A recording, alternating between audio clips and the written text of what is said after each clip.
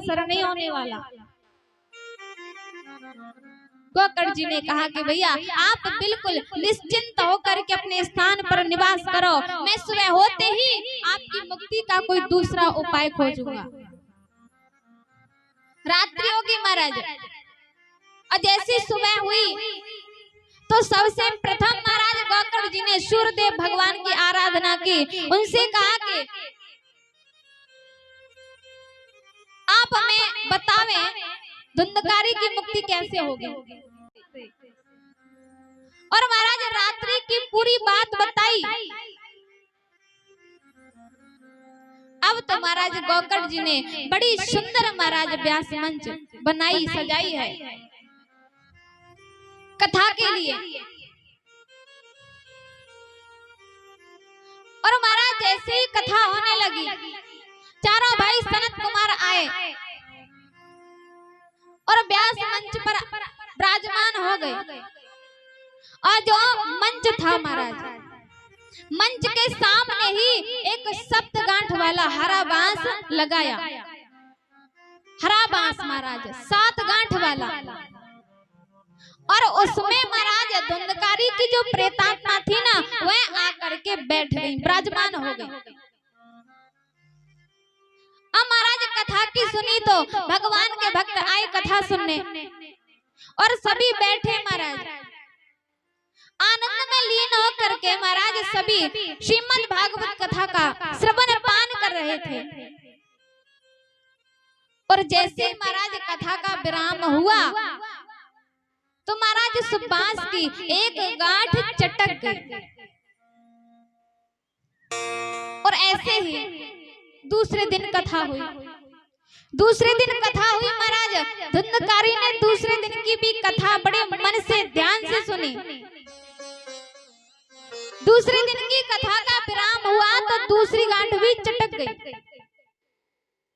ठीक इसी प्रकार 7 दिन तक कथा हुई, और 7 दिन में महाराज हरिवंश की 7 गांठ चटक गई। और जैसे महाराज 7 गांठ चटकी, धुंधकारी बड़ा दिव्य रूप धारण करके सबके सामने वह प्रकट हो गया। कानों में कुंडल है महाराज, बड़ा सुंदर दिव्य रूप धारण करके सबके सामने वह प्रकट हो गया। अब तो महाराज धुंधकारी गोकर्ण जी से कहता है कि भैया मैं आपका बहुत आभारी हूँ, मैं आपका ऋणिया हूँ, और यह ऋण महाराज चुका नहीं सकता। धुंधकारी को लेने के लिए भगवान के पार्षद विमान लेकर के आए। भगवान के पार्षदों ने धुंधकारी से कहा कि भाई आओ विमान में बैठो, हमारे साथ चलो। गोकर्ण जी ने पूछा भैया आप कौन हो?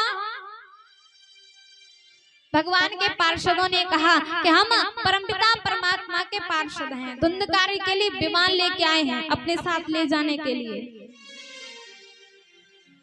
गोकर्ण जी ने पूछा क्यों?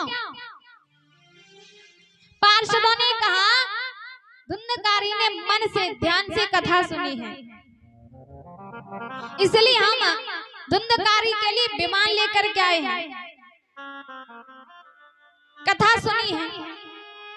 गोकर्ण जी ने कहा कि महाराज यह कथा केवल धुंधकारी ने नहीं सुनी, यहाँ पर जितने भी लोग व्यक्ति बैठे ना सबने कथा सुनी है। तो केवल आप धुंधकारी के लिए विमान लेके आए, बाकी सबके लिए क्यों नहीं लेके आए? भगवान के पार्षद गोकर्ण जी से कहते हैं कि महाराज कथा तो सुनी, लेकिन इनके सुनने में और धुंधकारी के सुनने में बहुत अंतर है। अंतर है महाराज, कथा तो सुनी है लेकिन धुंधकारी की तरह नहीं सुनी। धुंधकारी ने कथा मन से सुनी, ध्यान से सुनी, लेकिन बाकी के जितने लोग बैठे ना उन्होंने कथा मन से नहीं सुनी। शरीर तो महाराज कथा पंडाल में है, लेकिन मन नहीं है। किसी मैया का मन तो महाराज बाजार में होगा और किसी का मन घर पे होगा।